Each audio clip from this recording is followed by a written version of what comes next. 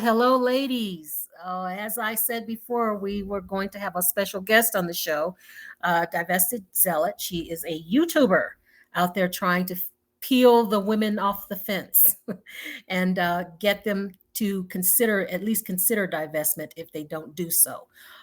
This is a very important work, and this is how my whole journey came full circle when I found this YouTuber. And DZ, we're going to call her DZ. Hello, DZ. How you doing? Hi, how are you? How are the ladies out there? Thank you for having me. Oh, we are blessed and very happy that you're here today. The title of this podcast is, again, where we're doing the Divestment 101 series, and it's called Divestment and Identity, Part 8. And what I want to know is, I want you to tell the young ladies and the ladies out there about your platform and where to look for you and how to look for you on YouTube. Okay. It's easy. Divested Zealot. You're just going to put that in the search engine, and I'm the only one that's going to pop up, other than people that have taken issue with the message that I'm giving. I do shows twice a week, and this is also how I met the lovely lady and the owner of this podcast. That's pretty much it. When you come over to Divested Zealot, all of the other contact info is there, and I'd be happy to have you there. It means that you're well on your way if you can stomach my content. Well, it is more than more than able to be stomached, because I think it's a message that every Black girl of any age really, should hear, and Black woman should hear. Basically, divestment is basically thinking about yourself first, and everything else comes secondary. Wouldn't you agree? Exactly. I couldn't agree with you more. Black women historically have always had to put someone else first. And the origination of that is with Black males. The reason you had to put white families first because he didn't protect you from such a deplorable situation. Period. And with divestment, you're going to put yourself first no matter what. Yes, I know that you have other obligations. You may have children, you may have sick family members or whatever. But if you don't put yourself first, you won't be able to even fill those obligations. So by default, you have to put yourself first for survival. It's self-preservation only. You matter. We've been taught that we don't matter by everybody that's come across a Black woman. They always expect her to be one type of thing, and that is a mule. I'm completely against that, and it's time for it to end now. Amen. Nice sermon. I'm just going to get you fired up here so you'll give us more. I am delving into this identity situation because Black women's identity is wrapped around Black men and the Black collective. Would you agree? 100%. It's like they don't exist if that's not what they're doing. If you remove Black men and the Black community out of a Black woman's life, the majority of Black women would be completely lost, because they are sitting in a room alone, and that means they're sitting in a room with someone they don't even know. They don't even know themselves. They don't know what they are without Black people and people trying to keep them in their place. They'd be lost. Even the smartest of us would be lost. Yeah, I'll never forget the neurosurgeon who married the Foot Locker guy. That was a new one for me. But anyway, so let's get into this identity. I mean, you said it very well. Why do you think the Black collective, I don't call it a community, it doesn't act like a community, it's a collective of people who share some phenotypic characteristics like skin color, maybe a nose, maybe eye color. And even that's not exclusive to Black people. But why do you think little girls are basically taught this very early? Something struck me during the George Floyd protests. There's this little 4-year-old girl in the march saying no justice, no peace. It went, that broke my heart. Yeah, she was very, I don't remember the kid's name, but her mother had her out there. No justice, no peace. And she had these little ponytails on her head when she should have been playing with dolls and blocks and trains. And that's very I don't young. remember her name either, but what stuck out to me with that little girl was the passion they already instilled in her.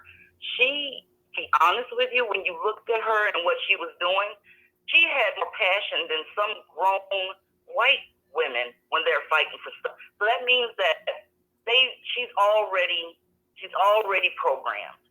And with her, I would be interested to follow her life to see whether she ever breaks away, because they caught that baby early, and I felt so sorry for her, because the people that she's fighting for, including that particular George Floyd, wouldn't care what happened to her. As a matter of fact, they rejoice when bad things happen to, especially her phenotype, to the dark-skinned little Black girl.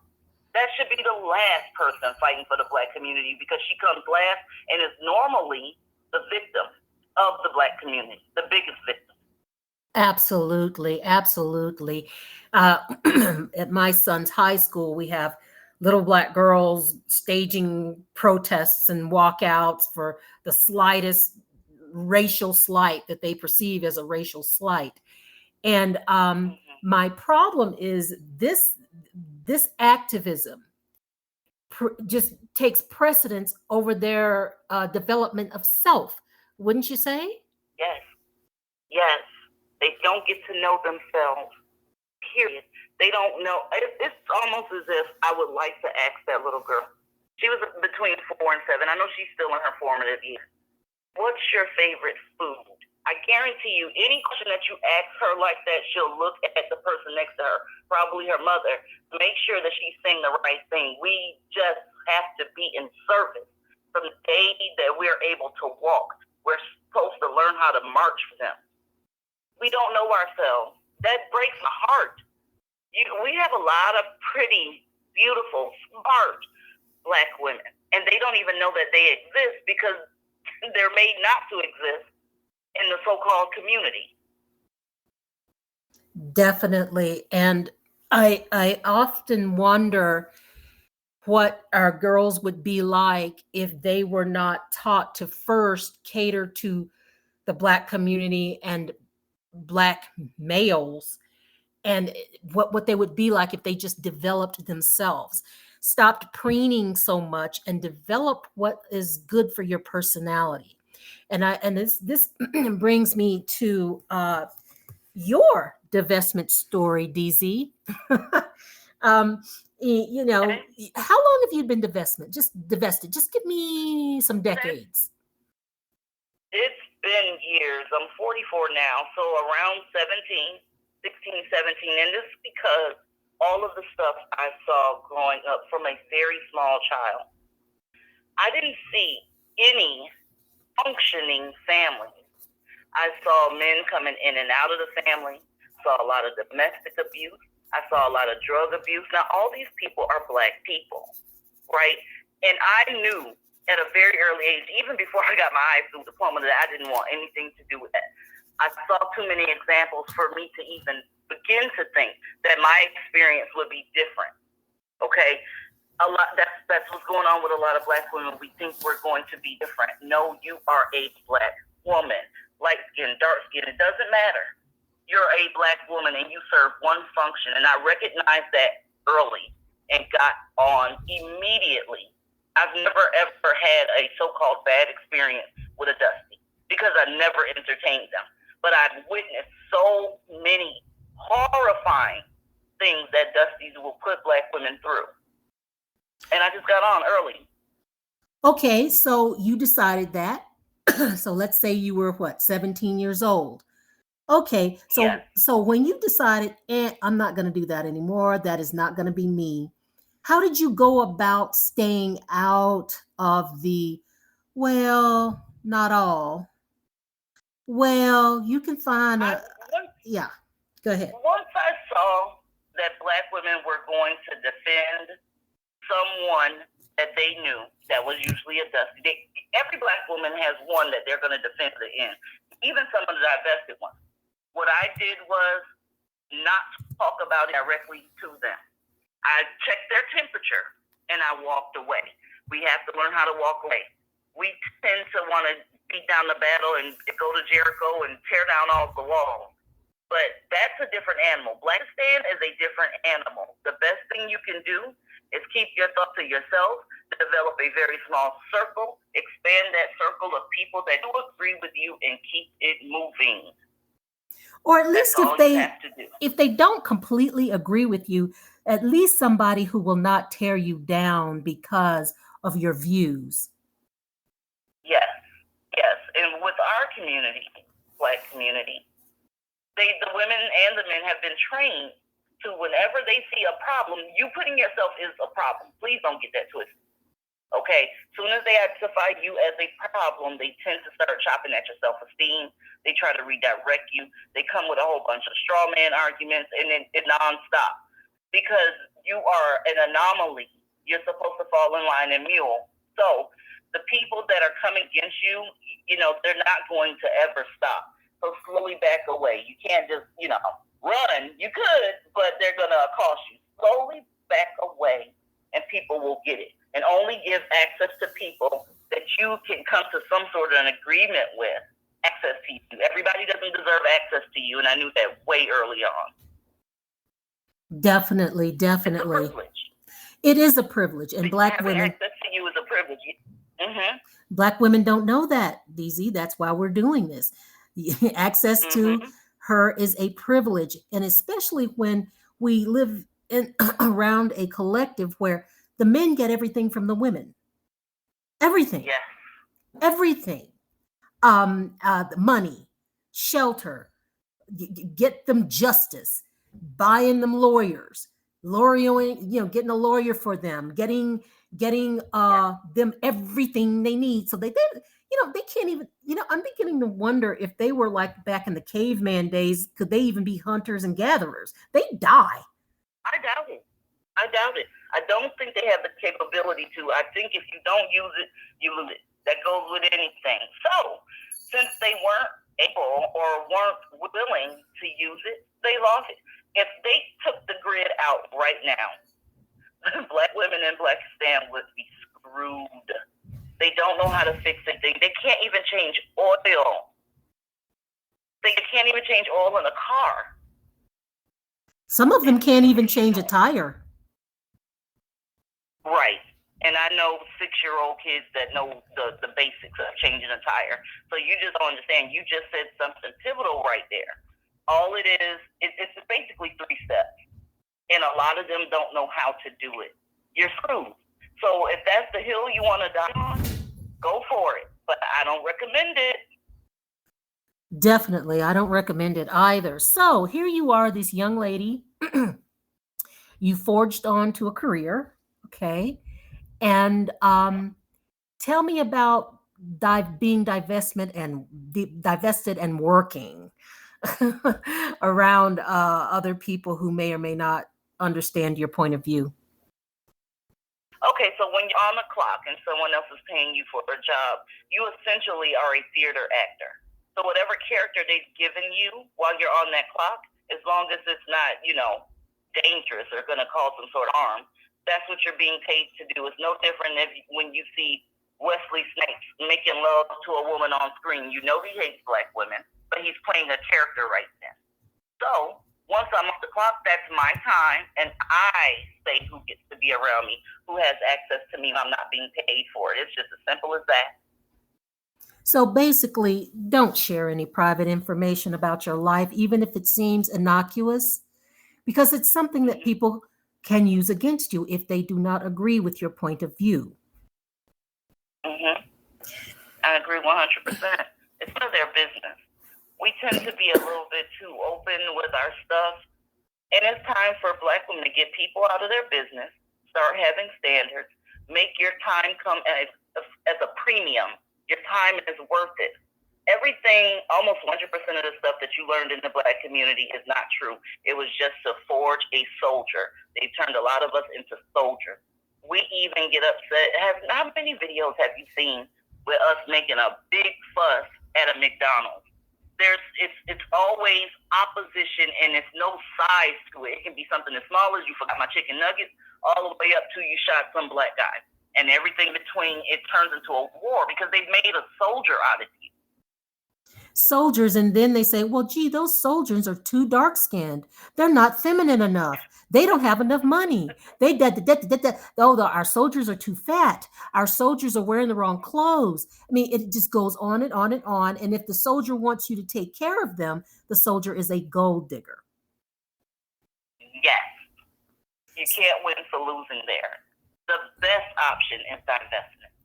And you're set that up was to the lose. best thing I've ever could have done with my life. In comparison to the women my age in my family, I mean, I've turned out the best. And I don't mean to sound like an arrogant person, but anytime somebody that's a Black woman tends to give the, boast, it seems like we're being evil. We've been taught not even to talk about our accomplishments. The women in my family that are my age, they did not fare as well as I did because they didn't divest. A lot of them are divorced. A lot of them are victims, of a myriad of things: theft, domestic violence, molestation, all that kind of stuff. And you need to get away. I can't express that enough. You need to get away. And you won't look weird doing it. A lot of women worry about looking weird walking away from the Black community. You won't, because walking away from the Black community is something that only you know that you did. You only know that because you're going to interact with Black people regardless. But if you've walked away, there's a way that you interact with Black folks. And you'll learn more about it if you stick with the divestment course. The lady who owns this podcast, Stephanie Phoenix, she'll get you on your way. And me, I will get you to the point where it's like, okay, I'm doing this. And there won't be any turning back. No turning back. No turning back, not at all. And that's the thing. It's so obviously I think you've answered my next question. Okay, DZ, you got a nice life.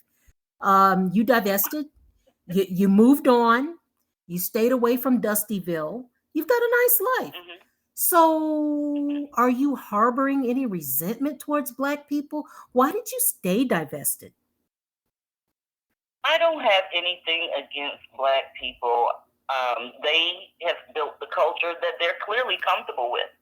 So just like my life is not their business, their life is not my business. I just looking at outcomes, and if you're a smart person, you'll read those outcomes and then it's the right choice. There's nothing. They could build Wakanda and I would not be going back. Okay? Because let me give you an example. Look at Wakanda. Who's the soldiers in Wakanda? A group of women, a group of Black women who are the Dora Milaje. You're going to be expected, even in the most optimum conditions, to be the breadwinner, be the soldier, be the provider, protector, problem solver. And I think you deserve better than that. So I would never go back to something like that. I am happy with the choice that I made. And every day I wake up, I'm not worried about bills. I'm not worried about, is he coming home? I'm not worried about any of that. I worry about what's going to be for breakfast. Exactly. What am I going to do for breakfast? Exactly. Or, gee, where are we going to go tonight? Or, gee, what am I going to get so-and-so for Christmas? That kind of stuff. Not whether or not you can do it. It's like, there's going to be something under the tree. You just don't know what. So definitely. Yeah, you have the difference. Here's the difference, Ebony. A lot of Black women are saving because their spouse or their significant other, baby daddy, whatever you want to call them, they don't add enough resources to the relationship, so they'll save for Christmas. On the divestment end, we're saying, what do you get the person that already has it all? That's our problem over here. Yeah, that's our problem. I mean, I have a kid and it's like, God, he's got everything he needs. What am I gonna do? And I'm gonna chicken out this year. It's gonna be a card. It's gonna be a money card. I'm like, dude, go get your own stuff. I'm not I'm not looking. Last year I gave my husband a pack of M&Ms for Christmas because I didn't know what else to get him. He has everything. I gave him a pack of M&Ms. I gave mine a toaster oven for all of his bagels. I gave the man a toaster oven because I didn't know what to do. Yes, I love those kinds of problems. Those type of problems. Don't put, age on you. They don't tear at your health. These are good problems, and they're actually funny. They're hilarious. Not having to worry about what January 1st brings because you overspent because of the holidays. That's old school. You got to walk away from that. You deserve to live an easier life. And I think that's the problem, that the identification with others is so great that they think that I don't deserve anything and I don't deserve definitely anything good. So I might as well do what the Black collective wants me to do and take what I can get. Mm-hmm. And why do you settle for something like that? That's the $1 million question. Why are you believing what Black men are telling you that you're not worth it? Because those are the ones that are telling you you're not worth it. Because, you can't believe anything they say. They subject you to a life of oppression, and now they want to wear it as a badge. Truth be told, the love isn't there. I'm sorry to tell you, the love is not there, and it's not going to come anytime soon. Really, your only viable option is to divest. And I'm so glad you put together this Divestment 101, because a lot of women need to hear this. And they don't know how to love themselves. And I think even a woman like me who divested very young also, I did not know how to love myself because I didn't think, because, Blackistan had beat me down by the time I was 18. And this was family. I mean, it wasn't people I didn't know. And so I go off to college not realizing, that I was a lovely woman, capable. I mean, I was capable. I knew I was smart, but I had to be better than that in order to be worth something because my self-esteem was low because of my womanhood was just denied. And so, yeah, I don't like the grooming girls for being soldiers and then tell them that they're too much of a soldier. It's really gaslighting and ridiculous. And how do you stay divested, DZ? How do you, I'm sure, in your comings and goings that you have to engage every once in a while with the Black collective. How do you stay divested and keep your cool? How's that? And any mandatory, because I only do it if it's mandatory. I never do it if it's voluntary. That's number one. If it's a mandatory interaction, I keep it short, sweet, professional. We don't exchange a bunch of conversation. We're cordial, and then I break away as quickly as possible because I know what's over there. I don't care how nice they're being. I know what's over there. I know what's waiting. None of you have ever been on a date with a Dusty, and he came up telling you exactly what you're going to go through before you get started. They all come off nice. It's just a matter of time. So that's what keeps me divested. And every single day I open one of my devices, there's a brand new story sitting in my inbox about something that's happened with a woman that let her guard down around one of these Dusty people. Definitely. That's serious. Definitely. I think I tried to, because I guess I was guilted into it by friends and family.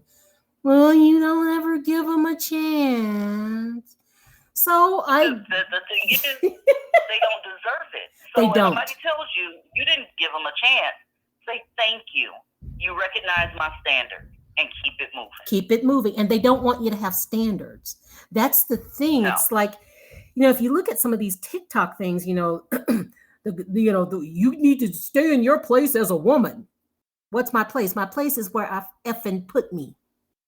That's where my place is. So these so-called traditional people talking about you need to stay in a woman's place. Well, technically, if you want to keep it all the way real, traditionally their place was in a home. They didn't have to work. They were able to raise their children. The bills were paid. See, they don't want to talk about Part B. They just want you to be submissive and put in 40, 50 hours a week and come home and cook it. No.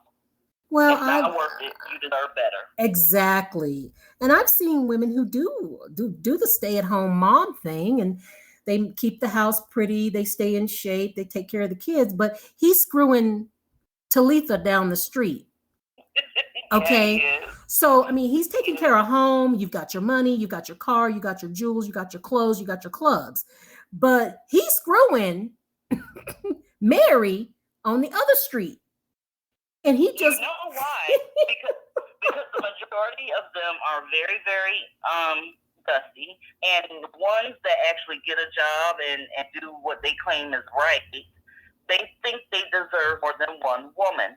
So once you found your unicorn, know that you're sharing that unicorn with someone else that was looking for the same unicorn you're looking for, because they think they deserve it. One woman can't cut it when they're better than the rest, quote unquote. Yeah, so one. Yes, ma'am. Preach. Since they are not like the rest of them, they deserve more than one coochie, apparently. So there you go. Yes. There you go. Mr. Eubanks's book, I think everybody should get that book. Is Marriage for White People. It's very enlightening. And this is a Black male person, an attorney, who basically wrote the doggone thing.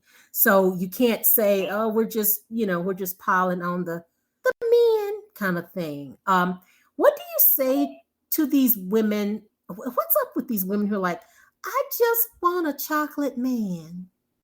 I'm not understanding that. They are juvenile thinking. So I'll give you an example. Every first of the month, that's when I have my stuff on auto pay, bill pay, whatever, the mortgage and all that stuff. That's when that happens. And I get an email back from them saying that we processed your payment. They were letting me know that the funds were there. They didn't say we processed your payment because your man is chocolate. Chocolate does not pay the bills. No, it doesn't. Hedonistic and sexual. That's not going to get you through life. And speaking for older women, some of us, that chocolate and that penis isn't going to be as impressive as you get older. It's going to be stability.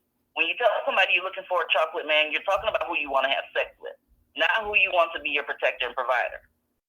And it's juvenile. That's how kids think. That's how teens and young women think. Yes, so and think of your future. Well, I think a lot of Black people have a problem with that concept, thinking of the future, delayed gratification. Hold off on the babies. I would even say have all the sex you want with birth control. Hold off on the babies till at least you're 30 years old and you know what you want out of life and know whether you want to be a parent or not. Do not. I mean, sex is great. Yeah. Whatever. Hormones and all that. Saliva, juices, sex juices, whatever. But there's something more important than that. And it's because the thing is, you can do that for yourself. All you need is a goddamn vibrator. Are you telling me that someone that is doing what you can do for yourself? No. And speaking of babies, right? If you get pregnant, the person that you got pregnant by should be able to afford to keep you home for 3 years out of the workforce. Period. That's 3 years, ladies. 3 years, not 3 months. She said 3 years. So 3 years is how long? Okay. So you think about that. And if he is not willing to do that for you, don't have the baby. Look, the quickest way to get rid of a dude is to get pregnant. Nowadays, the quickest way to die is get pregnant by a dude. Yes. They don't like their children, ladies. They don't. You love your babies. I see how the look in your eyes when you have them. You fall in love instantly. Black men don't do that. No, they don't like their children. I mean, just this week, someone covered where the lady and her 4 children were killed by her husband. Okay, her black husband killed all of them, including her mother. They are not family oriented. Sorry to say it, they're not. But it can save your life by hearing it. Do your research. Look at the numbers. Look at the stats. Save your life. Save your life, ladies. I would rather see you with money in your pocket, traveling the world, doing whatever you want, than be saddled down with a baby that the only person in the world who wanted was you. Okay? Yeah. You deserve better than that. Better, much better. So, ladies, we're getting towards the end here, and I want you to go ahead and go over to YouTube and check out Divested Zealot. She's giving you the facts. She's showing you the evidence. There's nothing to really negotiate. You cannot negotiate respect and love from somebody who's not willing to give it to you. Yeah. And thank you so much, DZ, for taking the time Thank today you for having me. to just, I want our ladies to just prosper, And I'm going to be honest, if you know, the dominant society is not going to care about you if you don't care about yourself. Thank you. Okay, so if you don't, they shouldn't. They're not looking for people to babysit. Exactly. You're good. You're good, ladies. You were born good, and your birthright was taken away from you when you were a little kid, and they started grooming you to be a black foot soldier. You're better than that. So, DZ, thank you, honey, and I would love to have you on here again. And of course, this is not going to be the last you hear from me. I enjoy. Listen, my place is a very, very chaotic area, but we get the information in. I've enjoyed this quiet, tea-sipping time. I think your platform is wonderful. And we would like to have you back again. And hey, ladies, check her out, Divested Zealot on YouTube. If you can only take 10 minutes at a time, that's fine. That's fine with me. But go ahead and see the receipts. There are receipts over there. And sometimes it's heartbreaking, but they are receipts. Wake up. You are worth it. Till later, Black ladies. Wonderful Black woman, beautiful Black woman, intelligent Black woman, compassionate Black woman. Do all that for yourself. Be compassionate for yourself. Until next week, sweethearts. And Ebony is signing off. Bye-bye. Say bye-bye, DZ. Bye. Bye. Bye-bye.